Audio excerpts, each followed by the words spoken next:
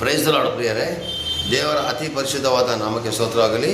ಇವತ್ತು ಅದರ ಕೆಳಗನೆಯ ವಾಕ್ಯ 1 ಥೆಸಲೋನಿಕ 5ನೇ ಅಧ್ಯಾಯ 14 ಮತ್ತು 15 ನಾವು ನೋಡಿಕೊಳ್ಳೋದಾದರೆ, ಇಲ್ಲಿ ದೇವರ ಮಕ್ಕಳಿಗೆ ಇರಬೇಕಾಗಿರ್ತಕ್ಕಂಥ ಲಕ್ಷಣಗಳ ಬಗ್ಗೆ ಸುಮಾರು ಲಕ್ಷಣಗಳಿದೆ, ಆದರೆ ಇಲ್ಲಿ ಸ್ವಲ್ಪ ಭಾಗನ ಕೊಟ್ಟಿದ್ದಾರೆ. ಇದ್ರ ಪ್ರಕಾರ ನಾವು ನಡೆಯೋರಾಗೋಣ ಅಷ್ಟೇ. 14:15 1 ಥೆಸಲೋನಿಕ 5:14-15. ಸಹೋದರರೇ, ಅಕ್ರಮವಾಗಿ ನಡೆಯುವವರಿಗೆ ಬುದ್ಧಿವಾದ ಹೇಳಿರಿ, ಮನಗುಂದಿದವರನ್ನು ಧೈರ್ಯಪಡಿಸಿರಿ, ಬಲಹೀನರಿಗೆ ಆಧಾರವಾಗಿರಿ, ಎಲ್ಲದರಲ್ಲೂ ದೀರ್ಘಶಾಂತರಾಗಿರಿ ಎಂದು ನಿಮ್ಮನ್ನು ಪ್ರಬೋಧಿಸುತ್ತೇವೆ. ಯಾರು ಅಪಕಾರಕ್ಕೆ ಅಪಕಾರ ಮಾಡದಂತೆ ನೋಡಿಕೊಳ್ಳಿರಿ. ಯಾವಾಗಲೂ ನೀವು ಒಬ್ಬರನ್ನೊಬ್ಬರು ಹಿತವನ್ನು ಮಾಡಿಕೊಂಡಿರುವುದಲ್ಲದೆ ಎಲ್ಲರಿಗೂ ಹಿತವನ್ನು ಮಾಡುವವರಾಗಿರಿ. ಇದನ್ನು ಯೇಸು ಸ್ವಾಮಿ ಇಲ್ಲಿ ಪಾಲಿಸಿಬಿಟ್ಟು ಹೋದರು. ಯೇಸು ಕ್ರಿಸ್ತನ ಹೆಜ್ಜೆ ಜಾಡಿನಲ್ಲಿ ನಡೆಯಬೇಕಾಗಿರೋದು ನಮ್ಮ ಕೆಲಸ ಬೇರೆ. ಇಲ್ಲಿ ಸ್ವಾಮಿ ಹೇಳ್ತಾರೆ, ಅಕ್ರಮವಾಗಿ ನಡೆಯುವವರಿಗೆ ಬುದ್ಧಿವಾದ ಹೇಳಿ. ಅಂದರೆ ಸಭೆಯಲ್ಲಿ ತಪ್ಪಾಗಿ ನಡೆಯತಕ್ಕಂಥ ವ್ಯಕ್ತಿಗಳಾಗಿರ್ಬೋದು, ನಿಮ್ಮ ಅಕ್ಕಪಕ್ಕದ ಮನೆಯಲ್ಲಿ ತಪ್ಪಾಗಿ ನಡೆಯತಕ್ಕಂಥ ವ್ಯಕ್ತಿಗಳಾಗಿರ್ಬೋದು, ಮುಖಕ್ಕೆ ಹೊಡೆದಂಗೆ ಮಾತಾಡಿ ಹೇಳಿ ಅಂತ ಇಲ್ಲಿ ಪೌಲ ಬರೆದಿಲ್ಲ. ಇಲ್ಲಿ ಬರೆದಿರೋದು ಏನು ಗೊತ್ತಾ? ಅಕ್ರಮವಾಗಿ ನಡೆಯೋ ಬುದ್ಧಿ ಹೇಳಿದರೆ ಸಮಾಧಾನದಲ್ಲಿ ಹೇಳಿ. ನೋಡಿ ಬ್ರದರ್, ನೀವು ಈ ಥರ ಮಾಡ್ತಾರೋ ಸರಿ ಇಲ್ಲ. ನೋಡಿ ಸಿಸ್ಟರ್, ನೀವು ಈ ಥರ ಮಾಡ್ತಾರೋ ಸರಿ ಇಲ್ಲ. ನೋಡಿ ಅಮ್ಮ, ನೋಡಿ ಅಪ್ಪ, ನೀವು ಈ ಥರ ಮಾಡ್ತಾರೋ ಸರಿಯಲ್ಲ ಅಂಥೇಳಿ ನೀವು ಅವ್ರನ್ನ ತಿಳಿಸಿ ಸಮಾಧಾನದಲ್ಲಿ ಹೇಳುವಾಗಲೇ ಅವ್ರು ಬದಲಾಗ್ಬಿಡ್ಬೇಕು. ಖಂಡಿಸಿ ಹೇಳ್ಬಾರ್ದು, ಗದರಿಸಿ ಹೇಳ್ಬಾರ್ದು, ಎಚ್ಚರ ಕೊಟ್ಟು ಹೇಳ್ಬಾರ್ದು. ನಾವು ಪ್ರೀತಿಯಿಂದ ಹೇಳಿದಾಗ ಎಂಥ ಕಲ್ಲುರದೇ ಇರತಕ್ಕಂಥ ವ್ಯಕ್ತಿಗಳ ಮನಸ್ಸನ್ನು ಕೂಡ ಕರಗಿಸಬಹುದು. ಆಮೇನ್, ಪ್ರೈಸ್ ದಿ ಲಾರ್ಡ್. ಹಾಗಾದರೆ ಪ್ರಿಯರೇ, ಇಲ್ಲಿ ಅಕ್ರಮವಾಗಿ ನಡೆಯೋರಿಗೆ ನಾವು ತಿದ್ದಿ ಹೇಳಲಿಕ್ಕೆ ಪ್ರಯತ್ನ ಪಡೋಣ ಇವತ್ತಿಂದ. ಯಾರನ್ನು ಬಿಡಬೇಡಿ. ಯಾಕಂದರೆ ನೀವು ತಿದ್ದಿ ಹೇಳಲಿಲ್ವಾ, ನಿಮ್ಮ ಕಣ್ಣಾರೆ ಪಾಪಗಳನ್ನ ಕಂಡು ನೀವು ಹೇಳಲಿಲ್ಲ ಅಂದರೆ ಆ ಪಾಪಕ್ಕೆ ನೀವೇ ದೇವರಿಗೆ ಲೆಕ್ಕ ಕೊಡಬೇಕಾಗ್ತದೆ ಪ್ರಿಯರೇ. ಎರಡನೇದಾಗಿ, ಮನಗುಂದಿದವರಿಗೆ ಧೈರ್ಯಪಡಿಸಿರಿ.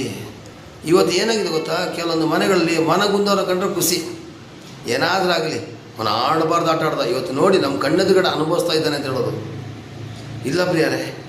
ನಿಮ್ಗೆ ಎಷ್ಟೇ ನೋವು ಮಾಡಿರಲಿ, ಎಷ್ಟೇ ಹಿಂಸೆ ಕೊಟ್ಟಿರಲಿ, ಮನಗುಂದಿದಂಥ ವ್ಯಕ್ತಿ ಹತ್ರ ಹೋಗಿ ಏನಪ್ಪ ಆಯಿತು ಅಂತೇಳಿ ಸ್ವಲ್ಪ ನಿಮಗೆ ಏನು ಆ ಸಿಚುವೇಶನ್ ಇದೆಯೋ ಅದ್ರ ಪ್ರಕಾರ ಅವನ್ನ ಸಂತೈಸಿಬಿಡಿ. ನಿಮ್ಮನ್ನು ಅವ್ರ ಲೈಫ್ ಲಾಂಗ್ ಮರೆಯೋದಿಲ್ಲ. ಗೊತ್ತಾ ನಿಮಗೆ? ಸಾವಿನ ಮನೇಲಿ ಹೋಗ್ಬಿಟ್ಟು ನೆಗಡಿದ್ರೆ ಏನಾಗುತ್ತೆ? ಅದೇ ಥರ ಸಾವಿನ ಮನೇಲಿ ಅಳುವರ ಜೊತೆ ನಾವು 10 ಅವ್ರನ್ನ ಸಂತೈಸ್ಬೇಕಲ್ವ? ಹಾಗೆಯೇ ಹಣಕಾಸಿನ ವಿಷಯ, ಆರೋಗ್ಯದ ವಿಷಯ, ಮಕ್ಕಳು ಸೇರಿಲ್ದೇ, ಹೆಂಡತಿ ಸೇರಿಲ್ದೇ, ಗಂಡ ಸೇರಿಲ್ದೇ ತುಂಬ ಜನ ಮನಗುಂದೋಗಿರ್ತಾರೆ. ಅಂಥವ್ರನ್ನ ನಾವು ಸಾಧ್ಯವಾದಷ್ಟು ಏನು ಮಾಡಬೇಕು? ಸಮಾಧಾನ ಪಡಿಸಿ ಅವರಿಗೆ ನಾವು ಧೈರ್ಯ ಕೊಡಬೇಕು. ಇಲ್ಲಾಂದರೆ ಎಷ್ಟೋ ಜನ ಆತ್ಮಹತ್ಯೆ ಮಾಡ್ಕೊಳ್ತಾರೆ. ಬೇರೆ ಆತ್ಮಹತ್ಯೆ ಮಾಡ್ಕೊಂಡವ್ರಿಗೆ ನಾವು ಧೈರ್ಯ ಕೊಡಬೇಕು. ಮಾಡ್ಕೋಬೇಡಪ್ಪ, ನರಕ ನೋಡು, ಬದುಕಲಿಗೆ ಬೇಕಾದಷ್ಟು ದಾರಿ ಇದೆ ಅಂತ ತಿಳಿಸ್ಬೇಕು ಬೇರೆ. ಅಲ್ಲಿ ವಾಕ್ಯದಲ್ಲಿ ಬರೆದಿದೆ, ಮನಗುಂದಿಯವರು ಧೈರ್ಯಪಡಿಸಿರಿ, ಬಲಹೀನರಿಗೆ ಆಧಾರವಾಗಿರಿ. ಕೆಲವೊಂದು ಜನಕ್ಕೆ ಯೇಸು ಹತ್ರ ಬರಬೇಕು ಅಂತ ಆಸೆ ಇದೆ, ಚಟಗಳು ಬಿಡೋಕ್ಕಾಗ್ತಾಯಿಲ್ಲ. ಕೆಲವೊಂದು ಜನ ಏನು ಮಾಡ್ತಾರೆ, ಚಟಗಳನ್ನ ಬಿಡ್ಲಿಕ್ಕಾಗದೇ ಯೇಸು ಬಿಟ್ಬಿಡ್ತಾರೆ. ಇಲ್ಲ, ಅವ್ರಿಗೆ ಹೇಳಿ, ಚಟನ ನಿಧಾನಕ್ಕೆ ಬಿಡು, ನೀನು ಯೇಸು ಹತ್ರ ಬರ್ತಾ ಇದ್ದಾಗ ಒಂದು ದಿವಸ ಬಿಡುಗಡೆ ಸಿಗುತ್ತೆ. ಇವತ್ತು ಬಲಹೀನರು ತಗೊಂಡು ಅವ್ರನ್ನ ಮೂಲೆ ಗುಂಪು ಮಾಡಬಾರ್ದು. ವ್ಯಭಿಚಾರ ಮಾಡೋರು, ಭ್ರಷ್ಟರು, ಸೂಳೆಯರೇ ದೇವ್ರ ರಾಜ್ಯಕ್ಕೆ ಸೇರ್ತಾರೆ ಅಂತ ಸ್ವಾಮಿ ಹೇಳಿದ್ದಾರೆ. ಅಂಥವ್ರನ್ನ ನಾವು ತಿದ್ದಬೇಕು, ಬದಲಾಯಿಸಬೇಕು. ಅಲ್ಲಲ್ಲಿಯ ಅವನು ಬಲಹೀನ ಆಗಿದ್ದಾನೆ, ಅವನಿಗೆ ವೀಕ್ನೆಸ್ ಇದೆ ಅಂತ ಅವನ ಮೂಲೆಯಲ್ಲಿ ಬಿಡಬಾರ್ದು. ಉದಾಹರಣೆ ಕೊಡ್ತಾರೆ, ಇಷ್ಟಿಷ್ಟೇ ಅಷ್ಟೇ. ಎಲ್ಲದರಲ್ಲೂ ದೀರ್ಘಶಾಂತರಾಗಿರಿ. ನಾನು ಆಗಲೇ ಹೇಳಿದೆ ನೋಡಿ, ಕೋಪ ಮಾಡ್ಕೊಂಡು ಗದರಿಸಬಾರ್ದು, ಖಂಡಿಸ್ಬಿಟ್ಟು ಗದರಿಸಬಾರ್ದು, ಎಚ್ಚರ ಕೊಟ್ಬಿಟ್ಟು ಗದರಿಸಬಾರ್ದು. ಪ್ರೀತಿಯಿಂದ ನೀವು ಹೇಳಿದ್ರೆ ಆ ಪ್ರೀತಿಯ ಗದರಿಕೆ ಅವನನ್ನು ಬದಲಾವಣೆ ಮಾಡ್ತಾರೆ ಪ್ರಿಯರೇ. ಹಾಗೆಯೇ ಯಾರು ಅಪಕಾರಕ್ಕೆ ಅಪಕಾರವನ್ನು ಮಾಡದಂತೆ ನೋಡಿಕೊಳ್ಳಿ, ಅವನು ಮಾಡ್ದಂತ ನೀವು ಮಾಡೋಕ್ಕೋಗಬೇಡಿ. ಇವತ್ತು ನಮ್ಮ ಸಭೆಯಿಂದ ಒಬ್ಬರು ಪಾಸ್ಟ್ರು ಆತ್ಮಗಳನ್ನ ಕದ್ದುಕೊಂಡು ಹೋದರು. ನಾನು ಅವ್ರನ್ನ ಯಾಕೆ ತೆಗೆದುಕೊಂಡು ಹೋದೆ ಅಂತ ಕೇಳಲಿಲ್ಲ. ನಮ್ಮವರಾಗಿರ್ತಕ್ಕಂಥ ಆತ್ಮಗಳು ನಮಗಿದ್ದೇ ಇರ್ತದೆ. ಬರೋ ಅಂಥ ಆತ್ಮಗಳನ್ನ ದೇವರು ಕೊಟ್ಟೇ ಕೊಡ್ತಾರೆ. ಕಡಿಮೆ ಅಂತೂ ಯಾವುದೇ ಕಾರಣಕ್ಕಾಗೋದಿಲ್ಲ. ಅದು ಜೀವ ಜಲ ಇದ್ದಾಗೇ.